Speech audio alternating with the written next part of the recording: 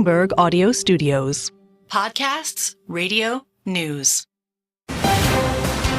You're listening to the Bloomberg Balance of Power podcast. Catch us live weekdays at noon Eastern on Apple CarPlay and Android Auto with the Bloomberg Business app. Listen on demand wherever you get your podcasts or watch us live on YouTube. One person, though, not in Washington today, hasn't been for several days, in fact, is the President of the United States, as Joe Biden is still at Camp David. Yeah. Or maybe we should call it Camp Debate, doing debate prep ahead of Thursday. It's nice up there, this time of year. We I'm just sure never get it to is. see it. Even Josh Wingrove doesn't get to stay at Camp David. That's like the one spot you go when you don't want the distractions. You don't want people around your desk. You're trying to focus. It's a different approach than, of course, we've been hearing Donald Trump taking. He's going to fundraisers and riffing with the staff, trying to come up with one-liners and so forth. We'll find out which works. But it's interesting in the preamble here, Kailey, we're seeing the Biden campaign try to knock down what they're calling cheap fakes. These are not deep fake videos, but allegedly altered in some way, edited in some way, and put together to make Joe Biden look like a very old man, too old to run for office. Yes. This is what Josh Wingrove is writing about here. Bloomberg's White House correspondent at the table. Great to see you, sir. Hey, how are you? This is, I'm sure, something they love talking about. You guys wouldn't deceptively edit me, would you? Well, no, this is live. You know I how it goes appreciate on that. Bloomberg. We just don't have the chance. Cheap fakes, that's not bad. Did they come up with that? Yeah, so we've been seeing a lot of these. This, by the way, is part of the reason why there are concerns on Capitol Hill about TikTok and, what algorithms would feed what content, regardless of which president is in office. They're worried about this because these videos are surfacing. They're being amplified by conservative media and the Trump campaign to stoke concerns about the president's age. One in particular from the G7 was edited deceptively to trim it so it looked more like Biden was wandering off as opposed to gesturing to parachuters, which was the case. I was there. Saw it with my own eyes. So did you watch that happen? That is, yeah. It was a good parachuting show. Was anyone struck? You know? I bet it was cool. No one talks about those guys. Yeah, they came in like cute little Italian cars. It was very Was nice. anyone saying though, "Oh, he's wandering off"? Or you saw this later on social media? You said, "Wait a minute, that's not really happened." The initial unedited clip took off Mm-hmm. pretty quickly, and then the edited clip, which made it look worse. But he was gesturing to those people. So that's the issue here. Is they Democrats will say, yes, he's old, he's 81, but there are often innocuous explanations for these videos, but still the videos are not helping. Biden campaign chair Jenna Malley-Dillon saying on a podcast yesterday to make your own blanking TikToks to combat this, calling on supporters to flood the zone. So the risk for Biden on Thursday is, of course, any moment, any pause, any freeze up, any stumble, which certainly I've had, on TV or radio or what have you, can be exacerbated to add fuel to this fire on the question of the age concerns. But they see another side to this coin, I should note, and that is that Trump has been saying a lot of eyebrow-raising things, even if you've sort of priced in Trump being a little, on the front foot on some of these things, saying stuff that makes your eyebrows raise. Trump, is saying different stuff than even he said in 2020 and 2016. Yeah. And so the Biden people think that this is a double-edged sword, and that voters who are just tuning in will see some of the stuff Trump is saying and think, oh boy, that is even different than what we've come to expect from Donald Trump. And so that is the framing for this. They're both in this race right now to set expectations. Trump has spent the last 2 years calling Joe Biden Sleepy Joe, essentially saying that his brain is, fading. And now he's going out of his way to compliment Joe Biden as a debater. It's wild. You should see this. The Trump campaign sent a statement saying what a great job Joe Biden did in 2012 against Paul Ryan. We're making this too easy. Yeah, so there's some expectation setting going on. I should note that 2012 stuff feels like now. At the time, you remember Barack Obama delivered a real stinker of a debate against Mitt Romney. Democrats were a little bit despondent about that. And it was Joe Biden who came out swinging against Paul Ryan. A bunch of malarkey being the key takeaway quote from that. That really helped rejuvenate that. And that is really, I think, part of the final point I want to make here is that the expectation setting is as much about, making sure your own people are motivated to knock on doors, make phone calls, whatever, as it is about, twisting the arm of some undecided voter to the extent that those still exist. Well, on the subject of expectation setting, it does seem that at least for the Trump camp, part of that expectation setting has to do with the rules of the debate, the format that they agreed to. They're working the We reps. should make very clear the Trump team did agree to these rules. The CNN moderators, the mics getting cut off if you're speaking over time, the lack of a live audience. How does that change the nature of what's about to go down on Thursday? They are setting this up as a, quote, 3-on-1 because they want to be able to sort of say it was rigged. Sound familiar? So that's what we are expecting from it. They did agree to the rules, and there's sort of two schools of thought about why Biden's campaign sort of floated this in the first place. And, one is that a cynic might say that they didn't know whether Trump would say yes or not, right? Because Trump had been saying, anytime, any place, let's do this. Let's have a ton of debates. Trump is also floating the notion of whether they should both be drug tested, which, that is a different kettle of fish. So right now, this is the earliest debate we've had in the modern era by a long shot, by a couple of months.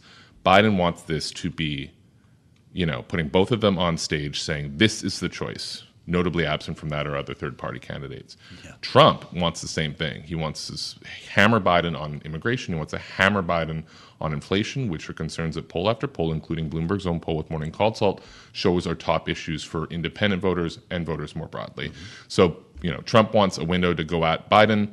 Biden wants a window to frame the choice as a binary choice for voters. It's their view that any vote not for Joe Biden is a vote for Donald Trump, whether you stay home or you pick someone else.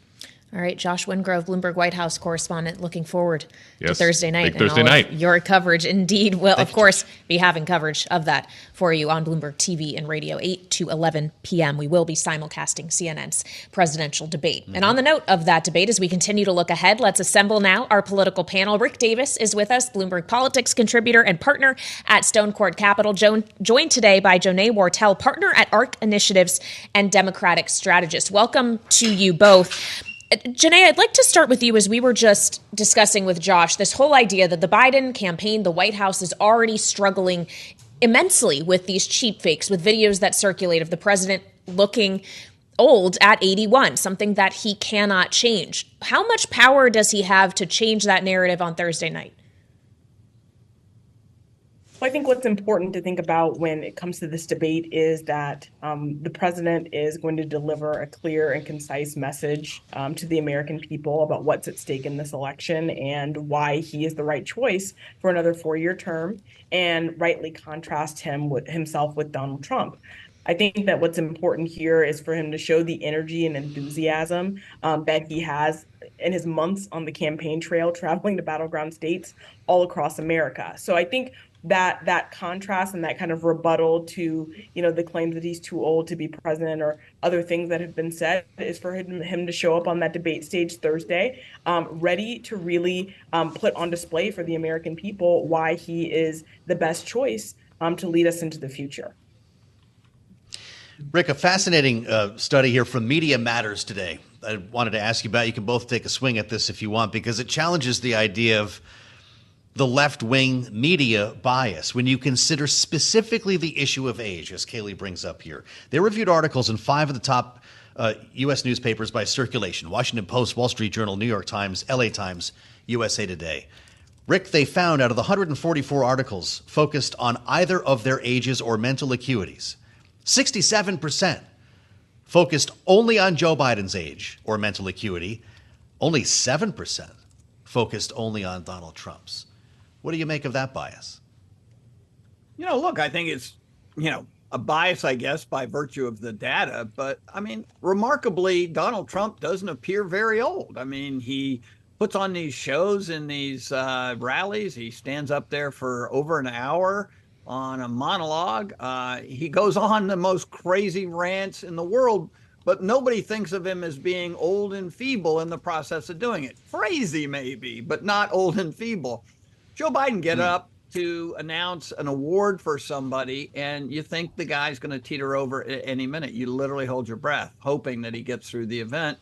And that's just because of his appearance and the way he talks. And sometimes he gets so quiet, you think, he's just sort of not got enough air in him to produce a sound. And yet at the same time, he produced a great performance at the State of the Union, where everyone's like, hey, if he could just do that every day, we wouldn't even be talking about age. look, let's face it. These are two geriatrics running for president. Age is an issue. Whether they like it or not, the American public have basically said they don't want either one of them because they're both too old and out of sync with where America is today. And so they got to put up with this kind of scrutiny because it is what it is. And American public is not happy with these choices. It's why 70% of the public in most of these polls say they'd rather have a different choice than both of them. So these are two guys standing on the stage Thursday night where the majority of the country would rather have somebody else to debate on both sides of the equation. So they have a job to do, which is overperform, to look energetic, to appear ready for the job, to think you can survive 4 more years of this kind of tough gruel as a president of the United States. And I think voters deserve that. They want to see that it's survivable. Jonae, I'd love for you to weigh in on what Joe was just asking Rick, the idea that the age question is just covered more when it comes to Biden than it is for Trump, who is just 3 years younger at 78. Yes, well, we see much more of President Biden in the media because he's on, the world stage. He's both the commander in chief and leader of the free world, and also a candidate for a second term. And so, when you talk about what his schedule must be like, or must have been like over the last couple of months, you're talking about somebody who is participating on the world stage, meeting with foreign leaders. You're also talking about somebody who's traveling to battleground states across America to make sure that the message of this campaign is heard in communities all across the country. And so when you look at the rigor that President Biden is under, with the amount of work that he has to do to accomplish that list of things, yes, you would find that anyone would be probably a little worn out. But what I think we've seen from President Biden, especially on the campaign trail, and I've been on the ground and I've seen him at rallies, I've seen him in small group settings, is a president who is energized, who's enthused, and who's ready to take on Donald Trump on Thursday night. Rick, we started this hour talking with Josh Wingrove about something the Biden campaign is labeling cheap fakes as opposed to deep fakes. And it's this idea that they're seeing edited, maybe slightly altered video of Joe Biden looking old. And they're basically asking, not only calling them out when they see them, but they're asking supporters to flood the zone with their own videos to make Donald Trump look crazy with some of the things that he says. You've run presidential campaigns. How would you handle this new element, this new reality of cheap fakes, as they call them? Look, I mean, campaigns have always had trouble with being taken out of context, or just a small quote within a broader context that makes it sound bad. And I'm always torn because I think in this case, the more they draw attention to it, the more we talk about his age, and his age is the vulnerability. It's not Trump's. I think that the Biden campaign could do a better job of attacking Trump on his own gaffes and infirmaries. I mean, there's not a single event goes by that Donald Trump doesn't go off on something about like how much water in a toilet bowl. I mean, like, does the American people really care? I think that these campaigns could sharpen their attacks a lot more, and certainly the Biden campaign can. He basically left Donald Trump alone for 6 months, when the campaign started. So. But like it always makes me cringe whenever the Biden campaign starts talking about how they're being treated unfairly because he's old, because they're just reminding voters that he's old, and it's not avoidable. There's nothing that the campaign can do to change that status. Jonae, I'd like to ask you about an essay that Hillary Clinton wrote in the New York Times today, in which she points out that she is the only person to have debated both Donald Trump and Joe Biden. She writes in part that it is nearly impossible to focus on substance when Mr. Trump is involved. She goes on to say it is a waste of time to try to refute Trump's arguments like in a normal debate. It's nearly impossible to identify what his arguments even are. He starts with nonsense and then digresses into blather. How does Joe Biden debate against that on Thursday? Well, you have to focus Jonae? on what is. Yeah, well, I think you have to focus on what is President Biden's job on that debate stage on Thursday. His job is to set up the contrast between him and former President Trump. His job is to tell the story of how his administration has led this country out of 4 years of Donald Trump and help to, recover the economy, help to lead us out of a health crisis. And so while it is no secret that Donald Trump is likely going to come with a number of insults and jabs and incoherent kind of tirades about any number of things, who can guess. I think it's important for the president to look presidential, right? To present these arguments, to present the plan, to present his accomplishments and what he's done over the last 4 years. And I think that's really the only way to truly create contrast between him and former President Trump. A lot of that will frankly do play out itself, right? There's a lot that President Biden, by just standing up and being presidential, will create an immediate contrast with former President Trump. And I think that's his job on that stage on Thursday night. We're going to see it and hear it right here on Bloomberg TV and radio. Big thanks to our smart panel. Jonae Wartel, come back and see us again. And Rick Davis, smart take on the fastest show in politics. Charlie Cook is up next on Bloomberg. You're listening to the Bloomberg Balance of Power podcast. Catch us live weekdays at noon Eastern on Apple CarPlay and Android Auto with the Bloomberg Business app. You can also listen live on Amazon Alexa from our flagship New York station. Just say, Alexa, play Bloomberg 1130. New York, of course, a state we're paying special attention to today, even from down here in Washington, as it is primary day. And there's one race in particular, Mathieu, that we are paying the most acute attention to. It's in the 16th congressional district, in which the incumbent Democrat, Jamaal Bowman, a member of the squad, could be the first incumbent to go down this primary season, up against a challenger in George Latimer, who is painting a very significant contrast over the issue of Israel. That's right. It comes down to Israel, it seems. We talked to Emerson Polling yesterday. They had Bowman down, the incumbent, down by 17 points, I think, roughly 3 weeks ago. The most recent numbers that we've been looking at here, Kailey, and would be the first member of the so-called squad to lose re-election. So significant here as we consider the states in play, New York, Colorado, Utah.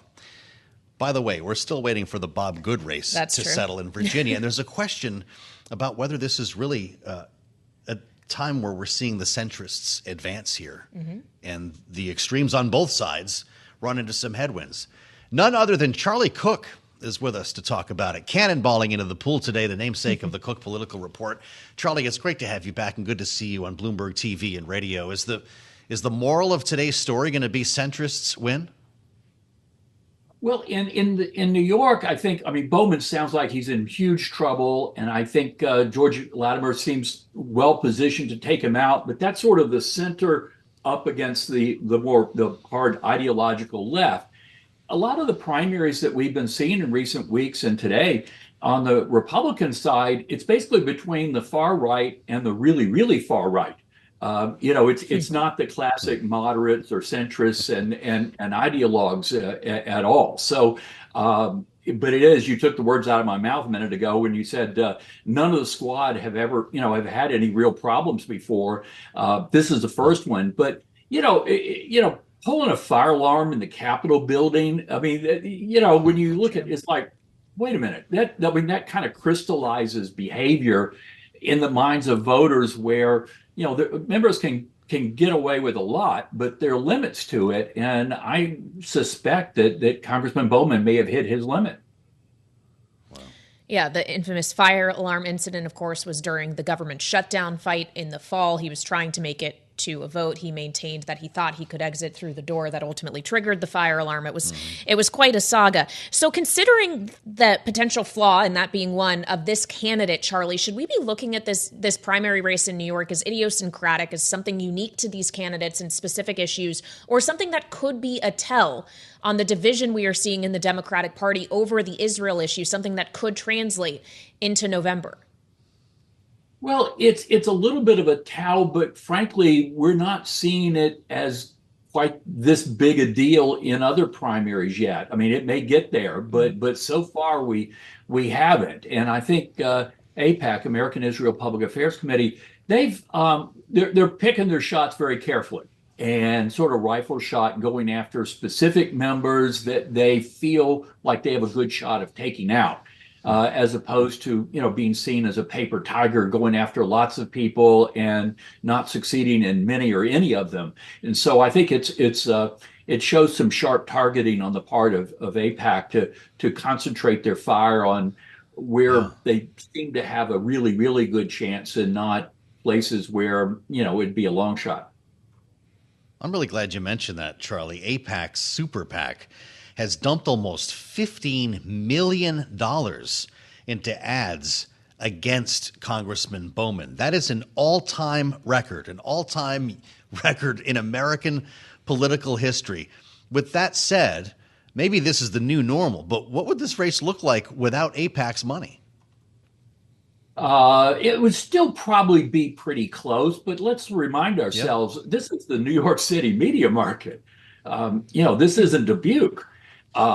So if you're trying to get through to voters, it's going to be awfully pricey these days. Although, granted, television isn't as big an advertising vehicle as it used to be. But they were playing. AIPAC was playing for keeps here. No question about it. But and for future, a member's going to think, geez, I'm not sure how I'm going to vote, but I remember what happened to Bowman, and I sure wouldn't want to be Bowman.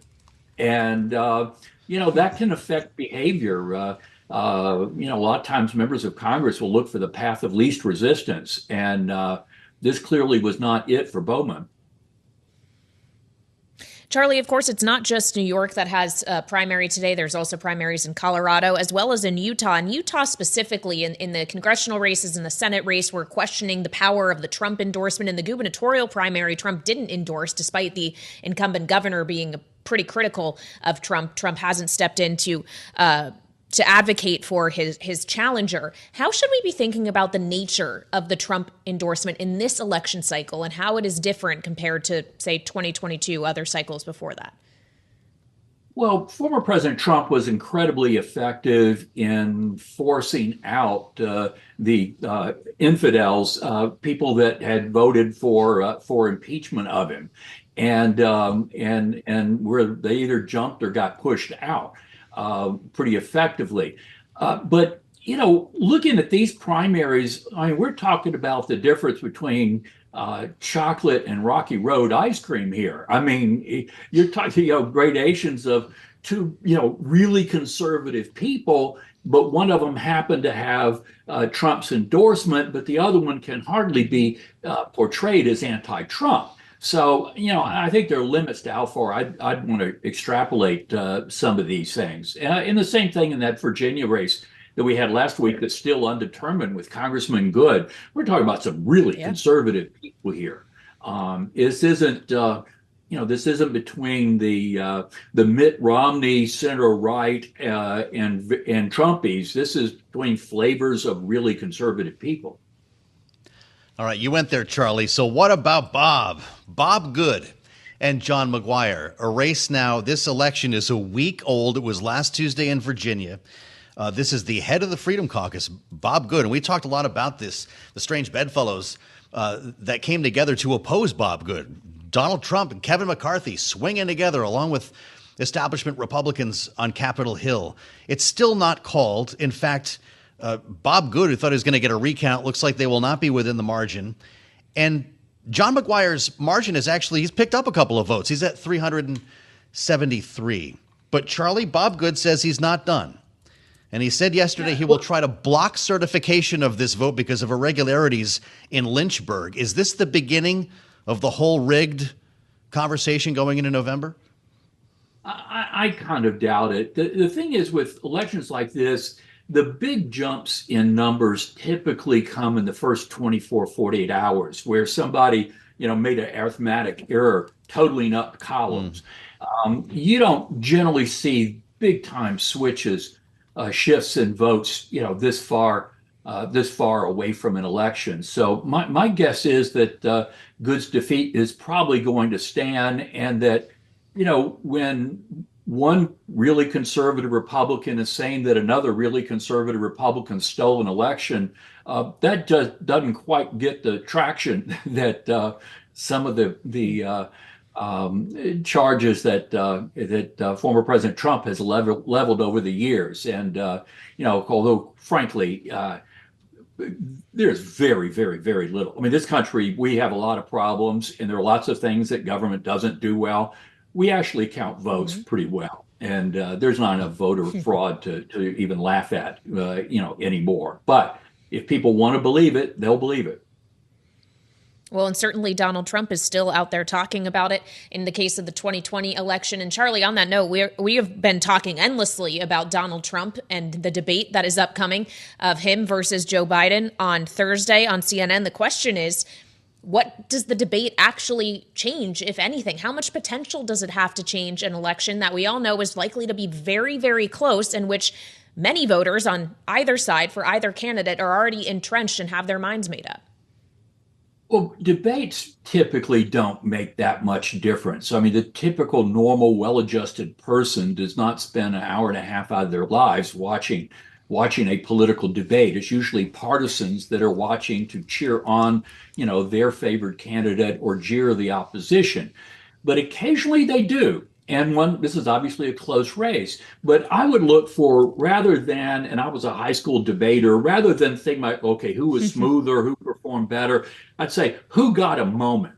Who had a moment, something happened, positive or negative, that people will be talking about at work or in the grocery store aisle or over the back fence a day or 2-3 days ago, where it's gone viral, where it's covered, played over and over and over again. And we can all think of cases where that's happened, but most debates don't move the needle much at all. And the little 8 or 10% of people that are really, really, really undecided, they don't read, watch, listen to news. They're not Bloomberg watchers. These people are kind of pretty much out, and they only check in late if they check in at all. But they're not debate watchers. They really aren't. Everyone should be a Bloomberg watcher. Come on, Charlie. It's the coverage of the debate that's more important than watching the live feed of the debate. Yep, the spin and the clips that circulate on TikTok the next day. Charlie Cook of the Cook Political Report, thank you so much, as always, for joining us here on Balance of Power. You're listening to the Bloomberg Balance of Power podcast. Catch us live weekdays at noon Eastern on Apple CarPlay and Android Auto with the Bloomberg Business app. Listen on demand wherever you get your podcasts or watch us live on YouTube. From Washington on this primary day, happy primary day in New York included, where Kailey, we started this hour talking about a very difficult challenge for New York Congressman Jamaal Bowman, and it has everything to do with Israel, with Joe Biden's policies in Israel and outrage from progressives over this. He is expected to lose if you believe the polls.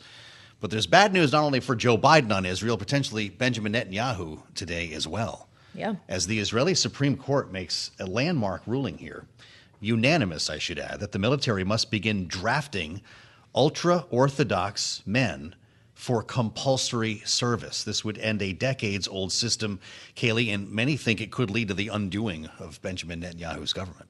Considering that the coalition government he has formed includes those on the far right, ultra-Orthodox, who had, in part, in joining this government, wanted to make sure that the non-mandatory participation in the military service for those ultra-Orthodox individuals would be enshrined into law.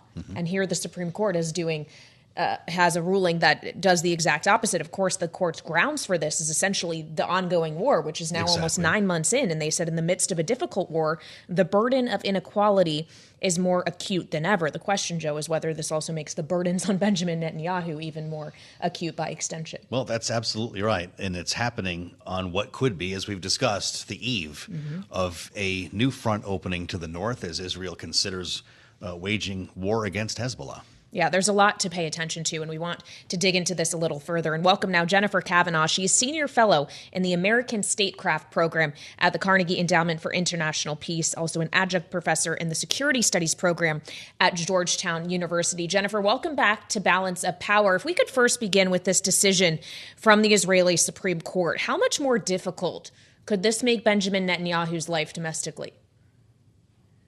Well, it would be a big policy change if it actually comes to pass and is implemented as the court laid out. Benjamin Netanyahu is very dependent on his coalition to stay in power, and this ruling could really split that coalition between those who are supportive of the ruling and those in the right wing that are opposed to it. And I think that it's not surprising at all that the court ruled this way, or that this issue is getting new scrutiny in light of the ongoing conflict and the burdens that that's placed on military families. It's also evidence, I think, of the increasing social and political pressure inside of Israel writ large, which could put a bottom-up pressure on Netanyahu's position. I want to hear you speak more to that. During arguments before the court, the government's lawyers argued that forcing ultra-Orthodox men to enlist would, quote, tear Israeli society apart, unquote. Were they right? Well, that's a very difficult question. A lot of terms there that would need to be defined. But I think a bigger pressure that the country is facing right now is the burdens of the war and the ongoing ramifications of the October 7th attack on Israel. Many families now have lost service members and have service members serving in Gaza. And it's also important to note that there's also this other looming front up in the north and a potential additional set of call-ups of the reserves to fight against Hezbollah. So this is not a short-term issue. And I think that the court then has to weigh these decisions, the different pressures, the pressures from military families and the pressures from the Orthodox community. I will say that it's not uncommon for there to be conscientious objectors and personnel who are uncomfortable serving in military positions, even in the United States. But there are often ways to bridge that gap in terms of having them serve in support roles or administrative roles. There's lots of roles that need to be filled in a wartime. So it seems that this should be something that could be bridged without tearing apart the fabric of the community, as the government's lawyers stated. Well, Jennifer, let's expand upon what you just raised there, this notion, or what seems like it could be a growing risk, that Israel actually does open up a second front in this war on the border in the north with Lebanon and go after Hezbollah directly. As you were just speaking there to already, the burden that Israel is facing in regard to the first front of the war, the ongoing operations in Gaza, the toll it is taking on Israeli citizens, on families, on the Israeli economy, certainly. Can Israel afford to go against Hezbollah directly at this moment, whether in like actual economic sense or in personnel sense? Well, it'll be very difficult, and it would require the Israeli government and military to make some tough choices in terms of how to allocate resources and personnel. The operation in Gaza is likely to continue for some time. The military and Netanyahu has indicated that the most intense phase is drawing down, but also continue to hold tight to the goal of eradicating Hamas, which is not a short-term goal. It's a long-term goal. So that suggests a long-term presence in the Gaza Strip. And taking on Hezbollah is going to be even more difficult than Hamas because it is much better armed, much larger, has many more resources. So that's going to be an even more costly and difficult conflict were it to occur. So the decision to do that would be difficult for Israel and would require significant sacrifices from the population and the government. The United States has indicated, the Biden administration has indicated that it would be there to back the Israelis up if they chose to make this move. But that probably doesn't mean U.S. troops on the ground. It probably means a continued military assistance. Jennifer, Yoav Gallant, Israel's defense minister, is in Washington right now, a third day of meetings and talks with Biden administration officials. And today he's spending time with our Secretary of Defense, Lloyd Austin. The conversation is squared directly at the potential for a war with Hezbollah and what the U.S. hopes is the potential to avoid one. We know Amos Hochstein is in the region to try to conduct talks preemptively, getting into this with all of the stakeholders involved in the region. Can the U.S. keep this from happening? I guess my question really is whether or not the U.S. is willing to take the steps it would need to stop it from happening. It's true that the United States is pushing diplomacy, and that yesterday Secretary Blinken urged the Israelis to avoid additional escalation. But at the same time, it's also been made pretty clear that the United States sees this as a decision for Israel to make, and have sent messages both to Israel that it would be there to back them up, and as well as to Hezbollah to avoid escalation on its side. And the Biden administration has indicated that they will continue to flow forces into the region.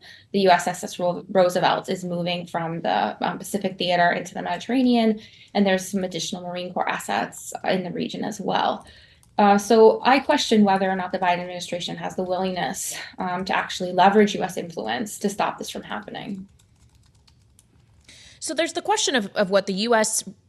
either attempting to make sure it doesn't happen would be, or its response would be in the instance that Israel does pursue this and Hezbollah pursues Israel back in return, as there's a risk assessment certainly that has to happen on both sides. There also is the question of the backer of Hezbollah in Iran. Jennifer, we were speaking last night with your colleague, Aaron David Miller, who suggested if you see the second front open, what actually opens is potentially the regional conflict the U.S. has been trying to avoid all along, as it would draw the U.S. in directly and Iran in directly. What would that really look like if it's not Iranian proxies that we are talking about, but potentially Iran itself? Well, that's obviously a very dangerous situation. I think all actors involved are hoping to avoid a regional war of that kind. It's important to recognize that any tiny step up the escalation ladder moves us closer to that point, whether that's just an Israeli-Hezbollah conflict or Iran gets involved directly. And I think, if we have U.S. forces on the ground and Iranian forces on the ground, that starts to look like a very different conflict. It's important to recognize that the Iranians have significant military capabilities and are not all that far away from potentially having a nuclear weapon, and that any conflict that involved the U.S. and Iran in the region could easily spill into surrounding countries. So I would say, in terms of trying to imagine the scale of what it could be, I'm not saying that it would be, but it would be much worse than anything the U.S. experienced during the U.S. invasion of Iraq in 2003. So really something to avoid on all parties' behalf. Well, maybe you can tell us the right question to ask in this case, Jennifer, but what would the U.S. posture be in that scenario? Well, the Biden administration has been very cautious in terms of any sort of commitment of U.S. forces on the ground. At the same time, there are already U.S. troops stationed in the region that have come under attack. I think the U.S. would do everything possible to avoid having its own forces fighting directly with Iranian forces, just as it's done everything possible in Europe to make sure that it's never U.S. forces directly engaging Russian soldiers. So I would imagine they would try to stick to military assistance for as long as possible. At the same time, we know from just over the past few months that the U.S. Is willing to be pretty engaged in terms of protecting Israeli territory. So I would say the U.S. would try to keep ground forces out of the picture for as long as possible, but would not rule out things like helping Israel protect its airspace and water space. Jennifer, it's great to have you. We'd love to have you back. Jennifer Kavanagh, Senior Fellow in the American Statecraft Program at the Carnegie Endowment for International Peace. You're listening to the Bloomberg Balance of Power podcast. Catch us live weekdays at noon Eastern on Apple CarPlay and Android Auto with the Bloomberg Business app. You can also listen live on Amazon Alexa from our flagship New York station. Just say, Alexa, play Bloomberg 1130. It's only Tuesday, which I guess is good news if you're preparing for a debate that could decide the election on Thursday night. We've got a lot to talk about today on Bloomberg Radio, on the satellite, and on YouTube, where you can find us right now. Search Bloomberg Global News. You find our live feed, and we'll bring you right here in the studio with a lot to talk about these next 2 hours. We've heard so much about the preparations of the candidates. Joe Biden's locked down right now at Camp David. Must be beautiful up there, by the way. It's a gorgeous day in the nation's capital. Away from the reporters, away from the cameras, away from the briefing room, away from the distractions in the bubble at the White House. And it does look like he's going to be going Straight from Camp David to the debate in Atlanta on Thursday. Donald Trump, meantime, is riffing and holding fundraisers this week, not doing the traditional prep as you keep hearing. But now that we've established that, I point you to the cocoon of horror. Now, if you grew up around Boston, if you live in New England, you know who I'm talking about. That is a phrase coined by Jon Keller, the dean of political journalists in New England, who's moderated more debates than probably all of us have ever seen. And he begins each of them by warning the candidates that if they do not follow the rules, they will end up in the cocoon of horror. He says this to senators, governors, and it might need to be said to a couple of presidents, a current one and a former one on Thursday. We're at the point now where the mics have to be cut off because the rules kind of don't matter. So we thought we would talk to the Uber moderator today about a couple of things. Beginning with this debate on Thursday night, Jon Keller is the political analyst at WBZ TV and radio in Boston. He's also writing for Boston Magazine and a longtime colleague of mine. Jon, I just don't want to end up in the cocoon of horror. Welcome to Bloomberg Radio. Welcome back. It's good to see you. I wonder what's going through your mind now as you're preparing to moderate a debate. If you're Jake Tapper or Dana Bash, knowing that the Trump machine is already attacking you and trying to damage your credibility ahead of a forum that could be Wild West, how does a moderator prepare for a debate where rules don't seem to matter? By drinking heavily? No, I'm kidding about that. That they should probably save that for afterward. But Joe, first of all, thank you for having me. And a real quick correction, credit where it's due. No. I borrowed the phrase cocoon of horror from Peter McNeely, a club boxer in the Boston area who was the first victim of Mike Tyson after he came out of prison. McNeely vowed that Tyson would enter his cocoon of horror. And of course, as you may recall, he was flat on his back within 30 seconds. So just a correction there. But, okay. But look, I mean, they've got the mute button at CNN ready to go. I think they're going to have to use it. It'll be interesting to see how much muted background noise coming from, I think you know what side it's going to be coming from, how much the audience will be able to hear through Biden's mic and the moderator's mic. That'll be an interesting element of this. But look, if you're a moderator, first of all, you have to keep in mind who this debate is about. It's not about you, the moderator, and your smart questions. It's not really about the candidates. It's about the voters.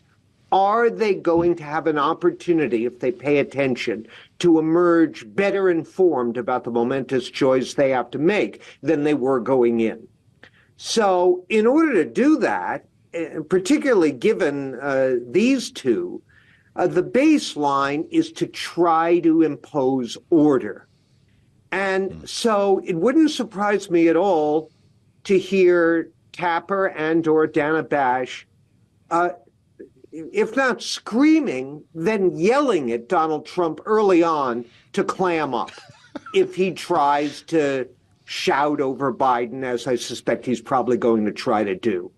If they can threaten him or show him what the cocoon of horror in this instance looks like, they might be able to rein him in. It worked 4 years ago, you may recall, in that it wasn't so much the moderators that reined in Trump. It was the bad reviews from that first dyspeptic, out-of-control debate performance. His own people, I think, said to him, you've got to tone it down for the second debate, and he did.